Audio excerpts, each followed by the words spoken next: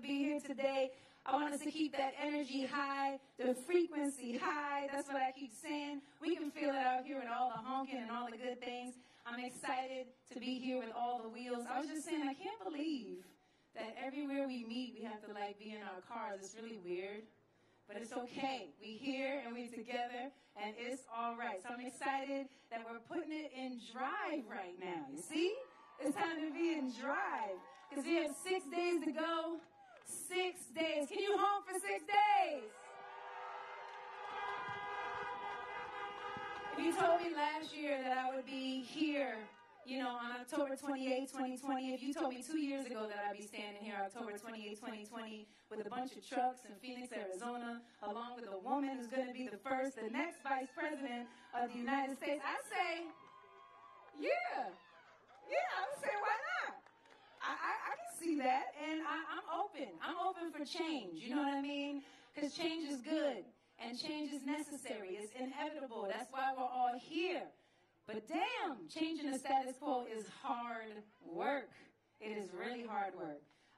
But this is Phoenix, after all, and the legend of the Phoenix is a story about change, about something old rebirthing itself into something new and beautiful. And right now we're giving birth to that dream right now. Can you home for that dream? Yes, Phoenix.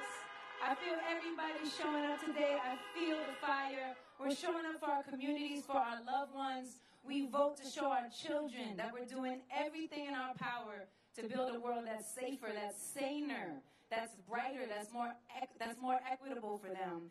In light of COVID and racial injustice in the past 4 years, we've forgotten what it feels like to be joyful warriors, what it feels like to be what my friend and artist Hank calls to live in our civic joy. That's what I want us to be remembering right now, our civic joy, that energy and that responsibility and that celebration of everything that we fought so hard and everywhere we fought so hard to be right now.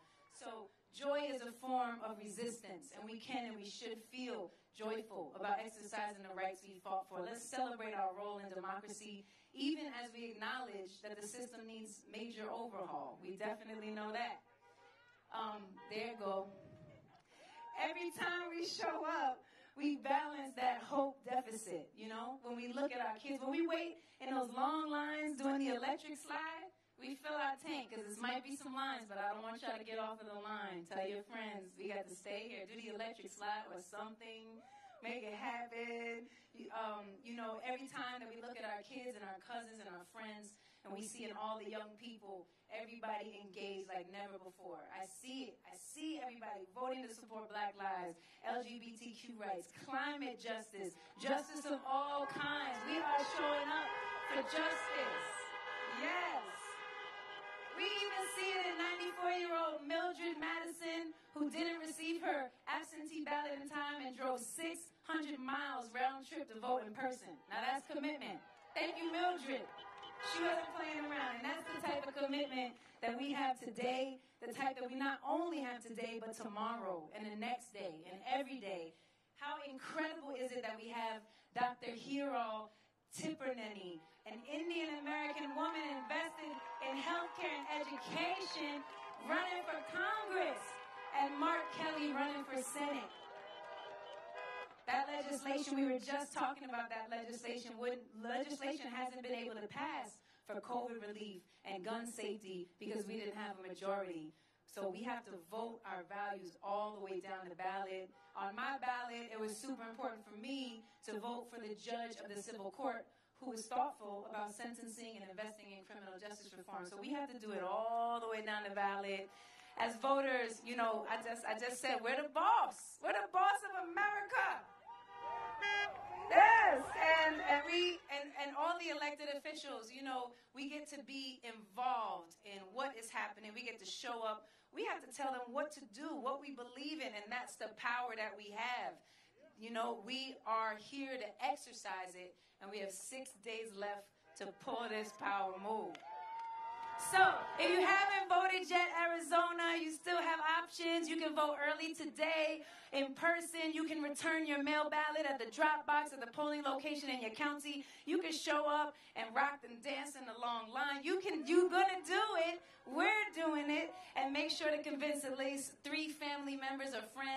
to do it with you. Get all up in your feelings of civic joy. Don't let anyone manipulate the narrative while we wait for these votes to come in. Are you ready? Are you ready?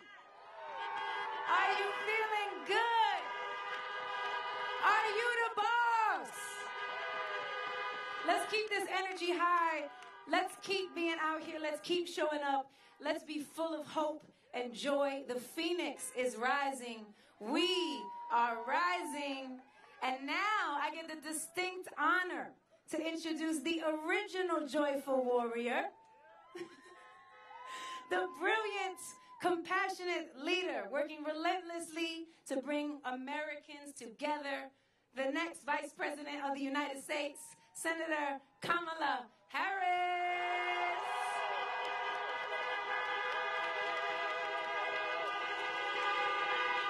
Alicia Keys.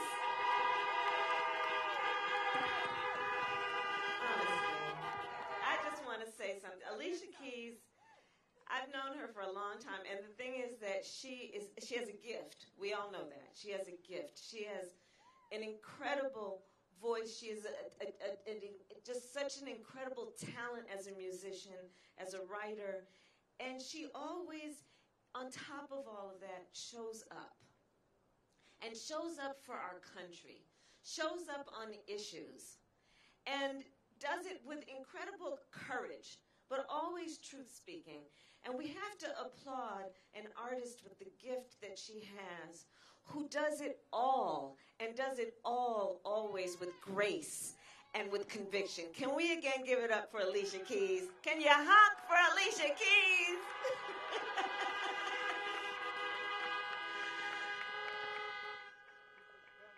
Well, it is so good to be in Phoenix. What's up, Phoenix? It's so good to be here. It's so good to be back. I was just here. Actually, Joe and I came to Phoenix the day after that debate I had with Mike Pence. So it's good to be back in Phoenix. And I want to thank Ruben Gallego, the most incredible congressman. He is a friend. He is a leader for Arizona. He is a national leader. Please give it up for Ruben Gallego.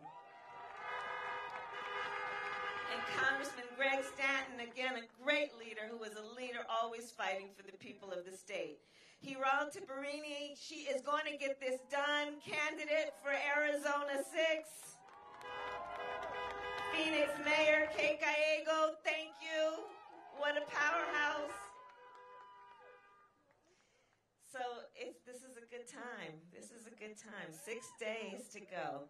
And like Alicia said, we are here joyful, knowing what is at stake, and we understand that in fighting for all of the issues that will be determined based on the outcome of this election, we can work hard while still enjoying some good music, dancing a good dance, bopping our head, knowing that with joy and optimism, we fight for the things we believe in. This is not a fight against anything. This is a joyful fight for what we know can be, unburdened by what has been. That's what's before us. That is what is before us, Phoenix. And I'll tell you, in the spirit of the late, great John McCain, I'm here to also engage in a little straight talk. Because I'll tell you, for example, there's been a lot of talk from the current occupant of the White House about my values.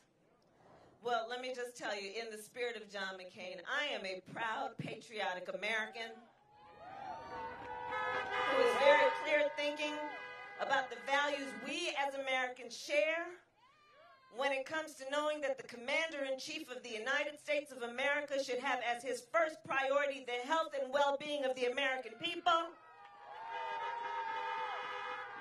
I am clear in understanding this is the greatest failure of any presidential administration we have ever witnessed as a country.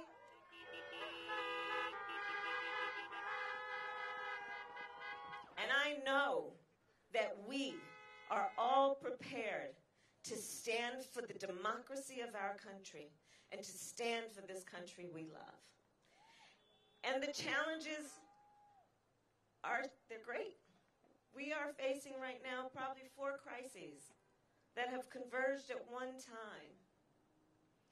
Because of this pandemic, we're looking at a public health crisis that is what I've been calling one of the greatest mass casualty events we have experienced as a nation since World War II. We're looking at over 225,000 people who have died in just the last several months, many of whom, because of the nature of this pandemic, were without their family members for their last minutes and hours on this earth. We are looking at a public health crisis where a virus has infected over 8.5 million Americans who are going to face unknown long-term health consequences, including what doctors are telling us, lung scarring and things of that nature. And I bring this up and these numbers up because I think it is really important for us to understand it didn't have to be this bad. It did not have to be this bad. Thanks to a fellow by the name of Bob Woodward, we know that the President of the United States and the Vice President of the United States were informed about the nature of this pandemic back on January 28th. They were informed that it was 5 times as lethal, as deadly as the flu. They were informed it could hurt people of every age. They were informed that it was airborne. But what did they do with this information? They sat on it. They covered it up. They did not tell the American people. Instead, the President of the United States said it was a hoax. And then most recently, just in the last couple of days, had the gall to say we're rounding the corner on it. But Phoenix, can you imagine what you would have done if you had known on January 28th how serious this was? What you as a parent, what you as a working person, what you as a small business owner or someone who works for a small business, you as a teacher, what you might have done if you had known on January 28th. You know, because even before this pandemic, you know, Donald Trump was walking around talking about how the economy is great, right? But the fact is that in America, even before the pandemic, far too many families had to work 2 and 3 jobs to put food on the table and pay the rent. And let me just tell you something, in Joe Biden and my America, nobody should have to work more than 1 job to pay the rent and put food on the table.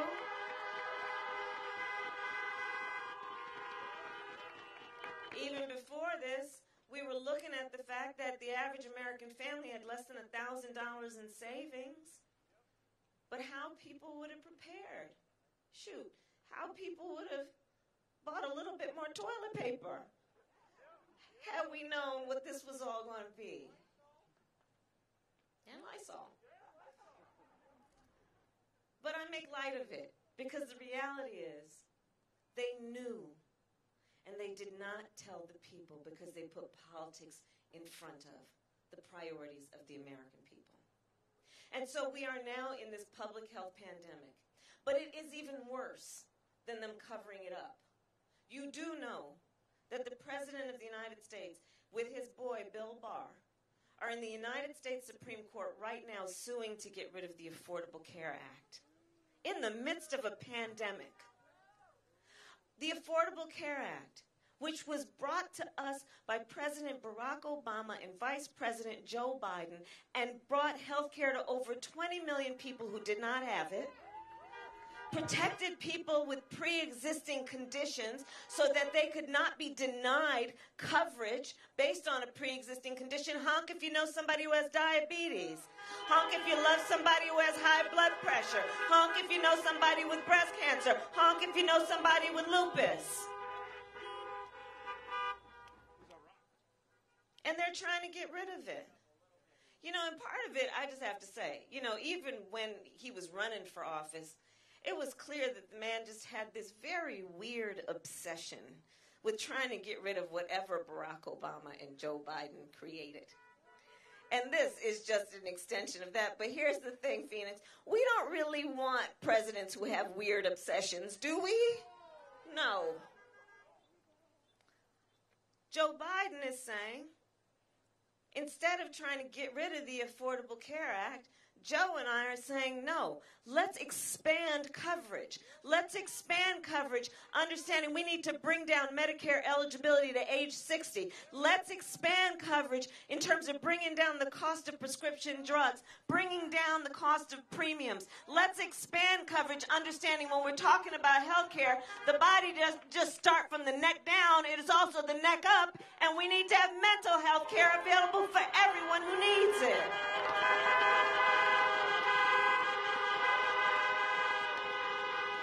There is a clear contrast, a clear choice in this election about where we go from here.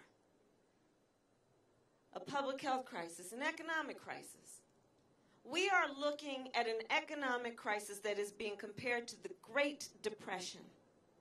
Over 30 million Americans in just the last several months filed for unemployment insurance. Here in Arizona, 1 out of 10 families is describing their household as having been hungry. We're not talking enough about that. I've seen numbers that 1 in 5 mothers is describing her children under the age of 12. We are in the midst of a hunger crisis in America.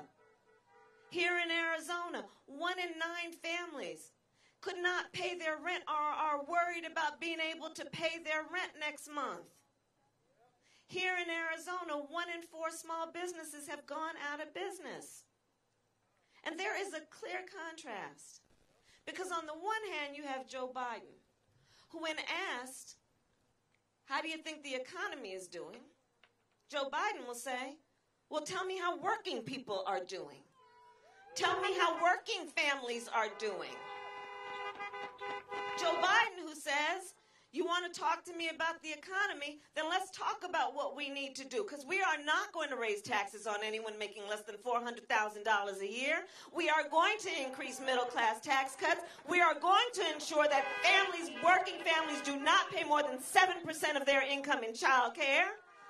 We know that the path to intergenerational wealth for so many families includes home ownership, so first-time home buyers will get a $15,000 tax credit for a down payment and closing costs.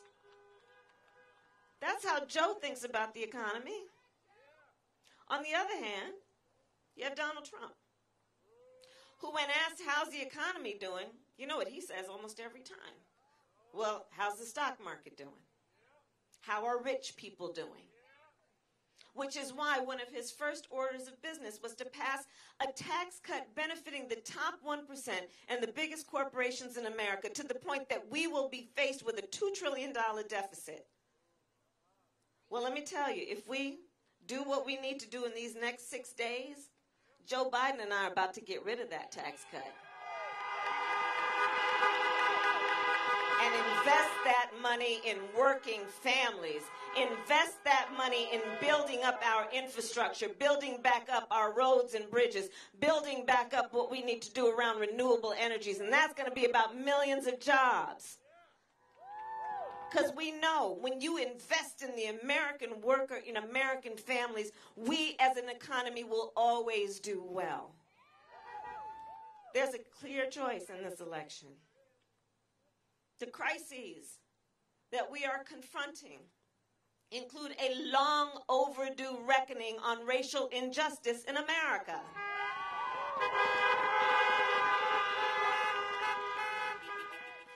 And you have Joe Biden, who is informed about America's history and has the courage to speak truth and say the phrase, Black Lives Matter.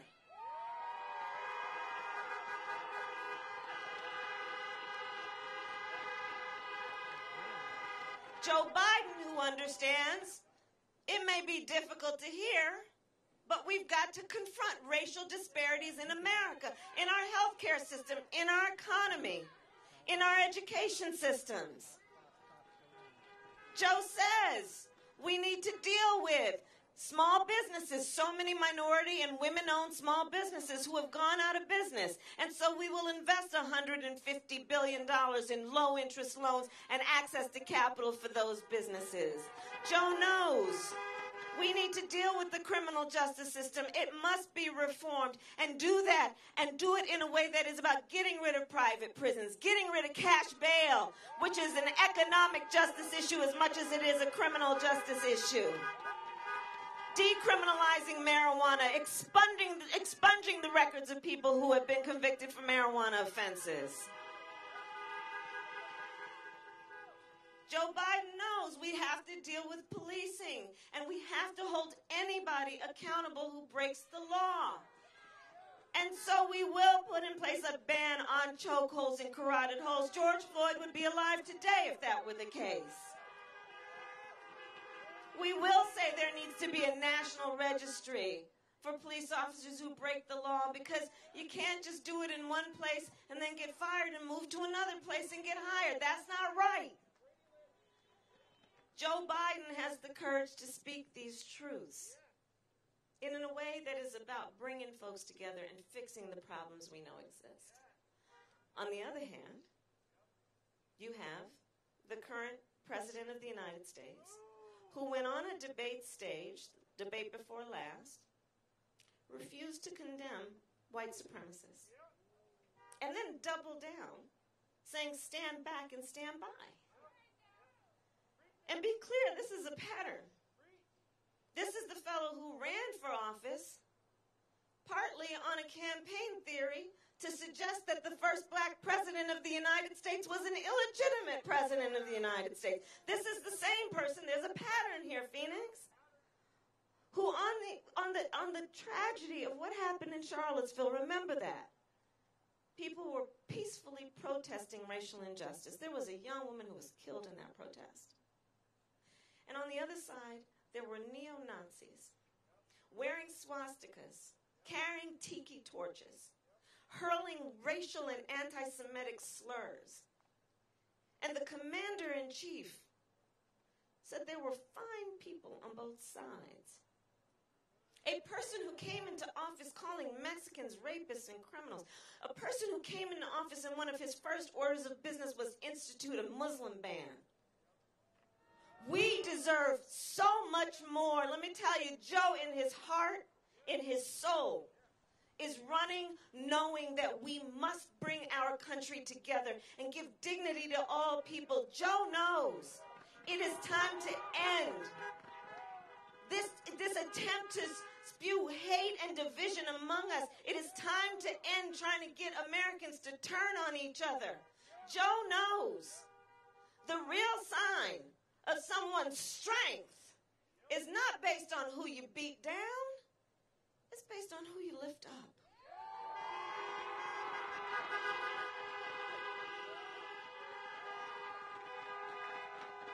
There are real choices in this election. Let's deal with something that all of us on the West Coast and in this area of the world understand quite well, and it is that we are in the midst of a crisis in terms of our climate, and it poses a threat to us as a species, and we must acknowledge the science and deal with it. You've got Joe who says, I see what's happening. I see that you have the West Coast, my home state of California, Oregon, Washington, Colorado, all the fires, the wildfires, devastating. Entire communities are having to be evacuated. I have met with families that have been evacuated. I have met with firefighters who are fighting fires while their own homes are burning. My brother-in-law is a firefighter. The devastation is profound. You go to the Gulf Coast states. In fact, right now, what is it? Zeta is hitting Louisiana. It's the 5th named storm this year. I say named because they don't name a small storm. It's serious what it's doing in terms of hurting the livelihood and well-being of families. In the Midwest, floods to the point that farmers in that area of our country have lost a whole season of crops. We have to take this seriously. Joe says we have to deal with the science, but we have to see the opportunity in the crisis as well. One, the clock is ticking on this, and we need to act with a sense of urgency and put in place goals like net zero emissions by 2050. We need to understand that we have to have a protection of land and open spaces. We need to understand that an investment in renewable energies is also about an investment in jobs, an investment in the apprenticeship programs of our building trades, and the carpenters and the plumbers and the electricians. Joe understands what leadership looks like on this. On the other hand, you have the current president of the United States, who when approached by a journalist, and the journalist said something like, these wildfires are happening in California, and the scientists are saying, that the science tells us that these extreme weather conditions are a very big factor in what's going on. And do you know that the President of the United States of America responded, the Commander-in-Chief of the United States of America, he's supposed to be a worldwide leader, responded when being asked that question, science doesn't know. As though science is a person. Well, Mr. President, science does know. And it is time we take this issue seriously. So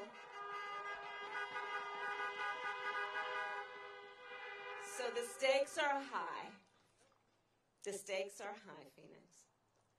And you in this state, the reason I'm here, the reason I was here with Joe last time, I was in Tucson earlier today, the reason I'm here is to thank you because I do believe you all are going to make a real statement about who we truly are as a country. You are. Arizona has a well-earned reputation for wanting truth talkers, straight talkers. Arizona has a long-standing reputation for no BS. Just get the job done. Arizona understands that come to me talking about issues that are the issues I deal with that keep me up in the middle of the night, that have me sitting at my kitchen table trying to figure it all out. That's what Arizona demands of its leaders. And in this election, that is what is at stake. Joe and I are very proud of the fact that in this campaign, we have built one of the broadest coalitions you've ever seen. We've got, of course, Democrats, but we've got Republicans, Cindy McCain, Jeff Flake, independents, people of all backgrounds coming together, understanding what is at stake. And the issues are, yes, the four things we've already talked about. It's so much more. It's about putting resources into our public education system. We will triple teachers' Title I funding. It's about fighting for civil rights, including LGBTQ rights. It is about immediately putting a pathway to citizenship and renewing protections for our dreamers under DACA. There is so much at stake. And I do believe, because of who you are, you will make a difference not only in terms of who wins, but you will make a difference in terms of saying who we are. And so here's the thing. People then ask, well, I don't know if I should vote, or does it matter, or why should I vote? People ask these questions often, right? I'm sure all of us have been asked the question. I think there are three reasons people should vote. One is to honor the ancestors. Honor the ancestors. This year we lost a great American hero, Congressman John Lewis. John Lewis shed his blood fighting good trouble, shed his blood on the Edmund Pettus Bridge for the right for folks to vote, right? For the right for black Americans to vote when black Americans were being denied the right to vote. John Lewis understood that was a civil rights issue. That was an issue about a statement of who we are as a country, which is why in John Lewis's life, he also was one of the first in line to fight for marriage equality, why John Lewis was one of the first in line to fight for immigrant rights, because he understood this is about civil rights, and he paid a price for that by shedding his blood. So let's honor the ancestors. Let's honor the ancestors when we just this year celebrated the 100th anniversary of the 19th Amendment. Let's honor those suffragettes who in their white marched and shouted and fought and dared anyone to tell them they were less than equal. And let's also, speaking truth, remember history, that black women, however, were not allowed to vote until 1965. But let's honor the ancestors, understanding it is our responsibility to take on what they fought for us to have as a right and to follow through with that. Number two, let's vote because of everything we have discussed that is at stake. There is so much that impacts us every day that is at stake in this election. And here's my third point about voting. You know, I'm traveling the country. I've been in Georgia, I've been in Florida, North Carolina, Ohio. I've been everywhere. I'm going to be going to Texas. So, you know, in 2013, the United States Supreme Court gutted the Voting Rights Act, right? A case called Shelby v. Holder. They took out the ability of the Justice Department to enforce the need for fair voting laws. And immediately thereafter, in 2013, almost 24 states put in place laws that were designed to make it difficult for folks to vote. They purged the rolls, and they focused on black voters, voters of color, students, our indigenous brothers and sisters, right? And so much so that in North Carolina, a court of appeal reviewed the case and said that they passed a law with, quote, surgical precision to prevent black people from voting. That's how bad it's been. Not to mention the President of the United States at that first debate got up on a stage in front of 70 million Americans and, in my opinion, openly encouraged a suppression of the vote. And all of the states that are trying to make it confusing, I mean, states where you got to fill out the ballot, then put it in one envelope, and then you're supposed to put it on another envelope, and some states where you got to have then a third person sign the envelope. You know, states that are picking up the drop boxes so that people can't find it easy to drop off their ballots. States that are closing down polling places. The messing with the post office. The post office. The post office. Postal workers are like the best, nicest people you could ever meet. They're messing with the post office. And so you gotta ask, why are so many powerful people trying to make it so confusing and difficult for us to vote? And I think the answer is because they know our power.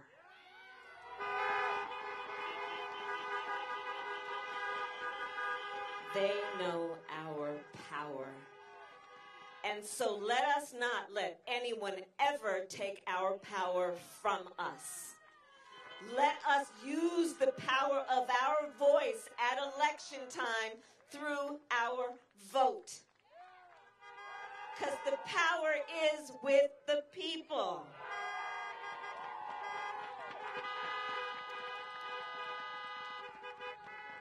And you know, when people say, well, what do you think about what's going to happen the day after the election? Here's what I say. America's democracy is always going to be as strong as our willingness to fight for it.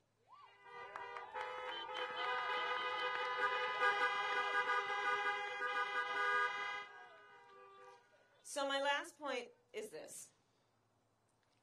This moment will pass.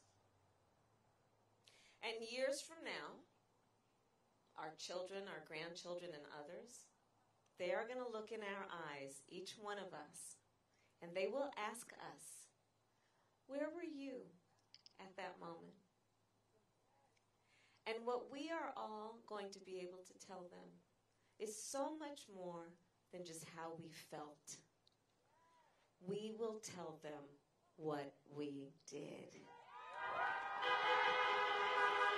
We will tell them what we did. We will tell them we organized folks. We helped people get to the polls. We reminded people to vote early. We texted and we called and we emailed to the point that people got sick of us, but we knew they'd get over it.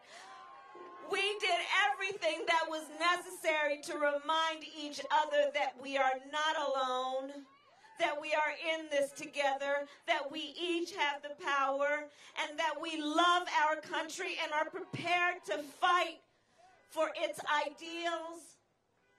And we will tell them we elected Joe Biden, President of the United States. Thank you, Phoenix.